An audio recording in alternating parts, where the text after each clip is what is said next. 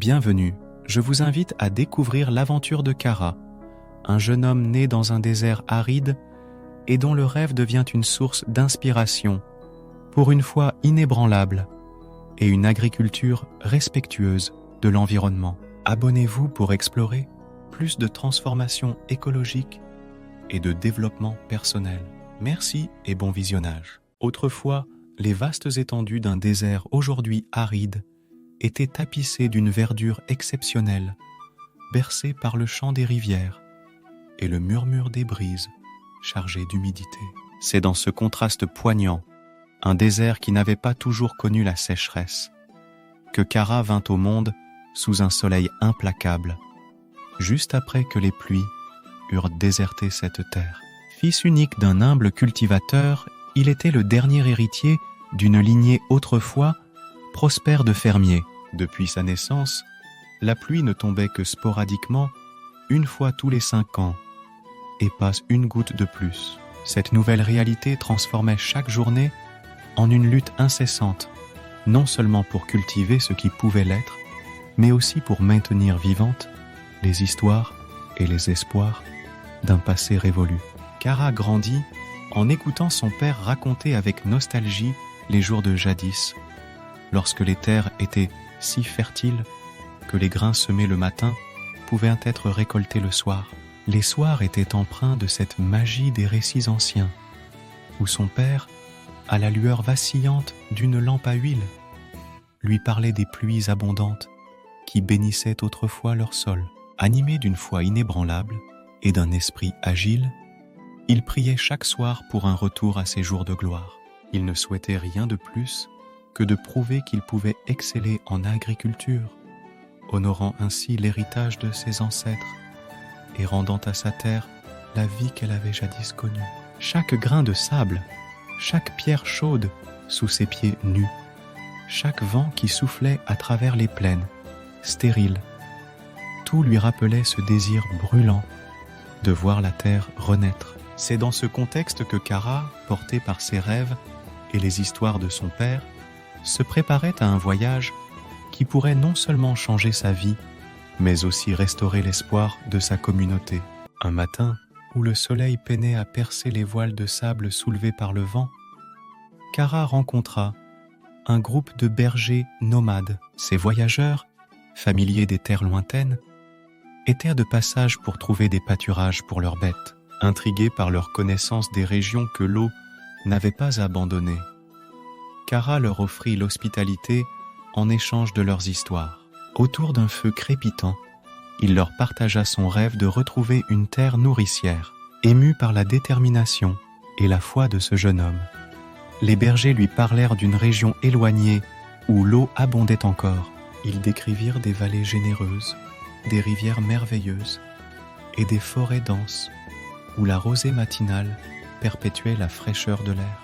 Galvanisé par ces récits, Kara décida que le moment était venu de suivre cette voie tracée par les promesses d'une vie meilleure. Après des préparatifs rapides, emportant peu plus que son courage et quelques provisions, Kara se joignit aux bergers pour le début de son périple.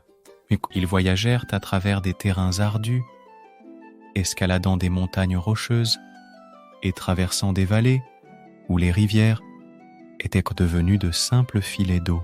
Chaque soir, Kara écoutait attentivement les bergers partager leurs connaissances sur les étoiles et les routes anciennes, absorbant chaque mot comme une goutte précieuse de sagesse.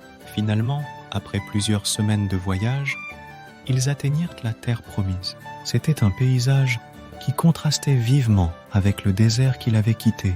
Ici, la terre était bien arrosée par les pluies, et chaque feuille reflétait la générosité des cieux. Un généreux propriétaire terrien, ayant entendu parler du jeune homme, aux rêves grands comme le ciel, lui offrit un lopin de terre au bord d'une forêt. Cette forêt, traversée par une rivière, était un symbole de la vie et de la possibilité. Le propriétaire, impressionné par la passion de Kara pour l'agriculture, sa vision respectueuse de la nature, vit en lui l'espoir d'une nouvelle génération d'agriculteurs qui pourraient prospérer en harmonie avec leur environnement. Avec gratitude et détermination, Kara commença à travailler cette terre bénie. Contrairement aux pratiques courantes des autres agriculteurs de la région, il choisit de respecter chaque arbre, chaque cours d'eau comme des alliés précieux dans sa quête pour restaurer la fertilité et la beauté de la nature. Cette décision, bien qu'initialement moquée par les autres, était l'expression profonde de ses convictions, forgées dans le désert et alimentées par les légendes de son père. Ce fut dans ce cadre paisible où chaque goutte de pluie était une bénédiction et chaque bourgeon un signe d'espoir que Kara commença à tisser un nouveau rêve, un rêve de renouveau, non seulement pour lui-même, mais pour tous ceux qui partageraient sa vision d'un monde en harmonie avec la nature. À mesure que Kara s'adaptait à sa nouvelle vie, il s'émerveillait chaque jour de la richesse de la terre qui l'accueillait. Cependant, malgré l'accueil chaleureux du propriétaire terrien et la beauté de la forêt, Kara se trouvait face à un dilemme profond et inattendu. Les méthodes de culture locale, largement adoptées par les autres agriculteurs, impliquaient la déforestation comme moyen de gagner de l'espace pour les arbres étaient coupés sans discernement. Les terres étaient labourées, sans tenir compte de l'érosion ou de la conservation de l'eau. Kara, fidèle aux enseignements de son père et aux visions qu'il avait nourries dans le désert, choisit une approche radicalement différente. Il décida de travailler avec la nature plutôt que contre elle, préservant autant d'arbres que possible et utilisant des techniques qui encouragent la biodiversité.